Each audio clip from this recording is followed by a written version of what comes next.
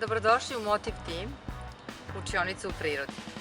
Evo jedne vežbe koje možete da izvodite na svom radnom mestu u svakoj situaciji kada vam je potrebno da izbacite stres i nervozu iz sebe. Sastoji se iz 4 dela. Prvi deo vežbe, radite ramenima gore-dole. Drugi deo vežbe, uvrnite se.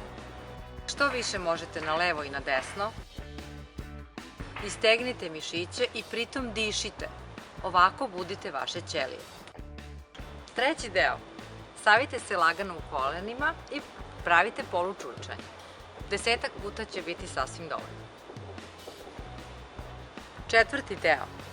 Skupite ruke u pesnice i lagano udarajte po grudnoj kosti.